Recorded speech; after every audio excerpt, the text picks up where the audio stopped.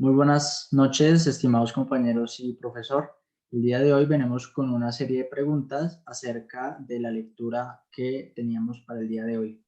Me presento, mi nombre es José David Celis Aguilar y me acompaña mi compañero Nicolás Felipe Hermúdez Vaquero. y mi compañero. Leiva Tapero. Vale, perfecto. Entonces comenzamos. Contexto geopolítico. Como primera pregunta tenemos, ¿en qué se entiende como el plan comunista de los Diggers? Entonces, sencillo, el plan comunista de los Diggers se basaba en la concepción de una ley natural que aseguraba a todos los hombres una completa igualdad. Y por lo tanto con derechos iguales para todos, para disfrutar de los bienes de la época, es decir, la tierra, una organización colectiva del trabajo, entre otros. Ok. ¿Cuál era el punto de vista de Tomás Moro acerca del bien privado?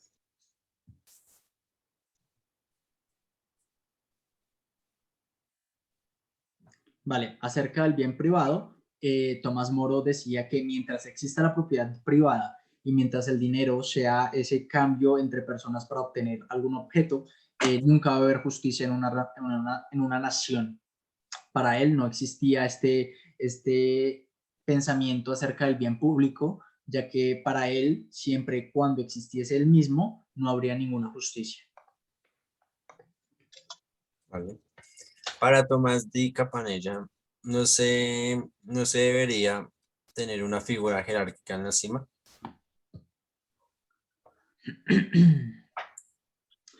Esta es una situación completamente falsa, ya que Tomás de Campanella lo especificaba muy bien en el texto. Para él era muy importante que hubiese un príncipe en la cima jerárquica y que lo acompañasen tres gobernantes, cada uno representando el amor, la sabiduría, la inteligencia para la época, y que él tenía que rendirle cuentas a estos gobernantes para llevar a cabo en la sociedad una buena organización. ¿Cómo deben ser los edificios según Charles Fourier?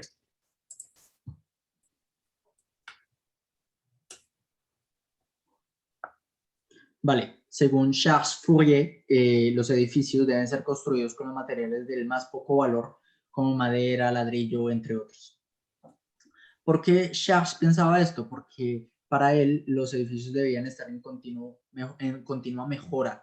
Entonces, a medida que el ser humano avanzaba y se adaptaba a las situaciones y mejoraba su estilo de vida, asimismo deberían ser los edificios de dicha época y que fuesen avanzando conforme el ser humano fuese avanzando, valga la redundancia. Vale, aquí hay una frase bastante importante. Esta frase es: el hombre nace débil, ignorante y sin experiencia, pero capaz de convertirse, según las circunstancias favorables o desfavorables, en racional o irracional. Esta frase fue dicha por Robert Owen. Fue la persona quien en el extracto de su libro nombró esta frase y llevó a cabo varios pensamientos acerca del mismo. ¿A quién podríamos denominar el enemigo número uno de Stalin y sus ideas, clasificadas de antimarxistas?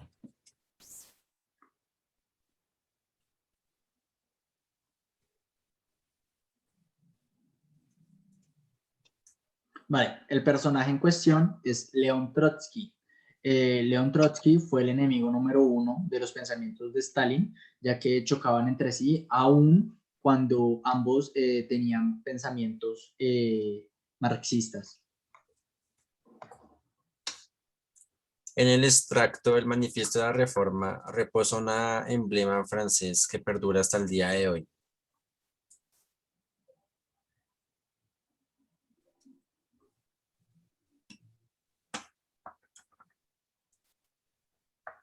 El emblema que reposa hasta el día de hoy es libertad, igualdad y fraternidad. Para Louis Leblanc, las funciones públicas son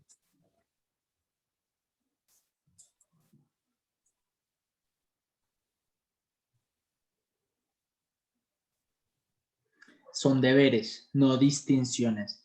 Louis Leblanc pensaba que el servidor público era un mayordomo, era alguien que debía sus obligaciones al público. Entonces no debería rendirse venia o algún tipo de orgullo a estas funciones, ya que son mayordomos del pueblo y le rinden cuentas y le tienden cuentas al pueblo. Para Luis, el periodismo debería ser.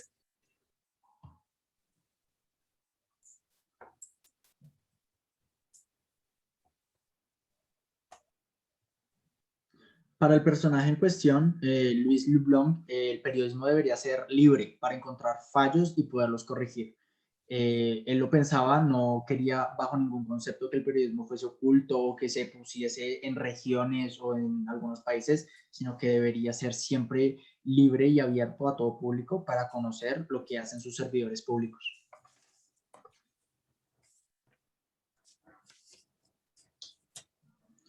¿Quiénes fueron los primeros precursores del socialismo científico?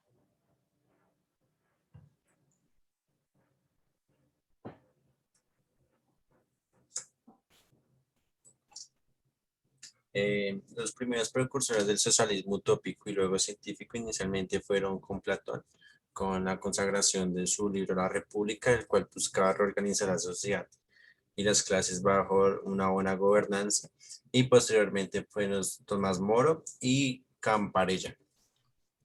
Perfecto.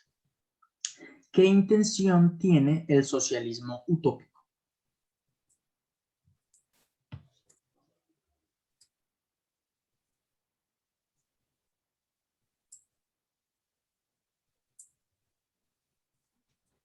Eh, Nace como una sensibilidad del ser humano en cómo tiene que desarrollarse un sistema político, económico y social eficientemente bajo las directrices para así, directrices dignas de un ser humano para así poder tener una clase de gobernanza conforme al ser humano.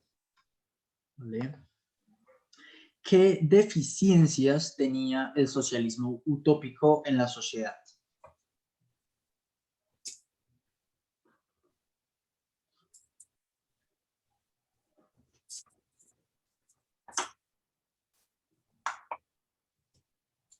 Fue fundado bajo la subjetividad del ser humano, bajo su propia sugestión sobre la metafísica, sobre las leyes universales del ser, haciéndolo de cierta manera muy real y sin tener una aprobación científica a lo que es la sociedad como tal. Entonces, eso fueron muchas las deficiencias que se generó en implantar un socialismo utópico.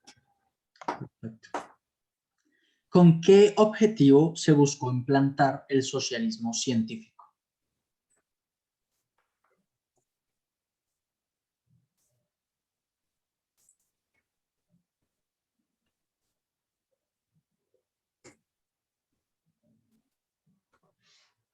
Implantado bajo el socialismo utópico, como anteriormente mencionamos, el socialismo científico busca a través del estudio científico y objetivo de la sociedad poder establecer así una organización colectiva del trabajo por medio de las clases, siendo mucho más eficiente para la clase gobernante y la clase social. Perfecto. ¿Qué solución da el socialismo marxista a la reorganización social?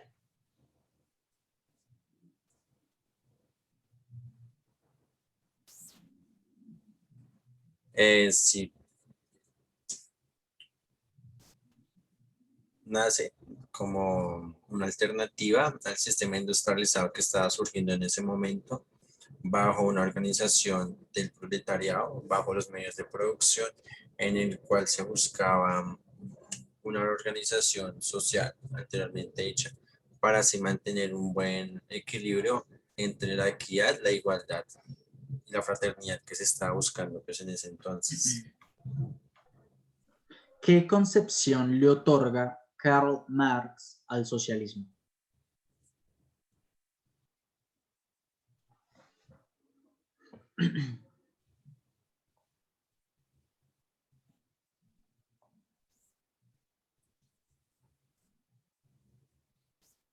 El socialismo de Carlos Marx, que es el científico, implanta pues así un estudio objetivo de la sociedad con relación a los medios de producción y cómo la sociedad tiene que organizarse, tomando así la nacionalización de los medios para poder gestionar una mayor equidad y bajar un poco la oligarquía y la jerarquía que tenía la clase aristocrática en ese momento, buscando pues así una buena gestión. ¿Cómo fue implantado el socialismo por Lenin y Stalin?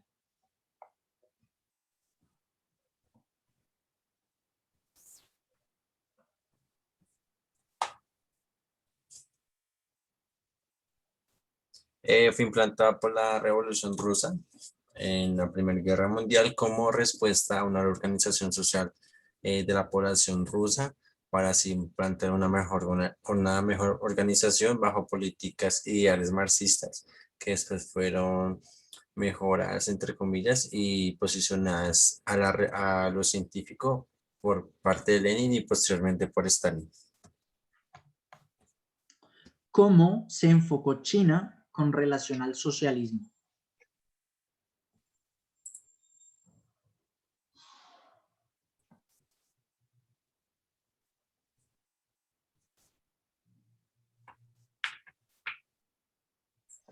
Debido a la influencia del partido bolchevique, cuando se implantó en Rusia, fundando pues la URSS, a nivel internacional se empezó un movimiento socialista y llegó a China, en el cual fue adoptado pues a partir de las ideas de Lenin y las ideas de Carlos Marx por parte de Mao Zedong. Vale, ahora vamos con las preguntas de mi compañero Fred. Los principales exponentes del socialismo utópico son...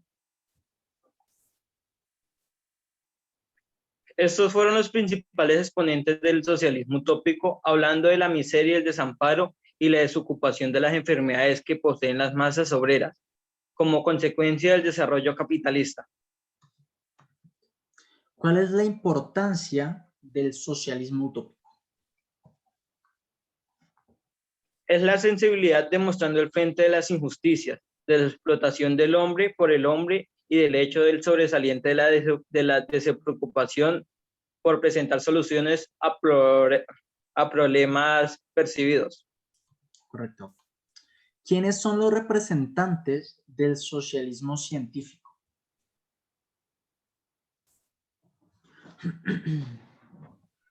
Marx, Engels y Lenin, bueno, estos efectivamente fueron los representantes de su época, a lo menos a la construcción de las bases teóricas y materialismo y dialéctica. ¿Quién fue el director del movimiento bolchevique ruso? Fue Lenin, directamente el movimiento bolchevique ruso y de la aplicación de la construcción del socialismo y practicando una dictadura como una etapa final del socialismo. ¿Fue Mao Zedong el fundador del Partido Comunista Chino? Exactamente. Se puede decir que desde entonces ha sido el constructor del socialismo marxista en China. Vale, esta fue nuestra presentación del texto el día de hoy. Espero les haya gustado. Contiene varias información valiosa. Y nada, muchísimas gracias. Que esté muy bien. Muchas gracias. Gracias.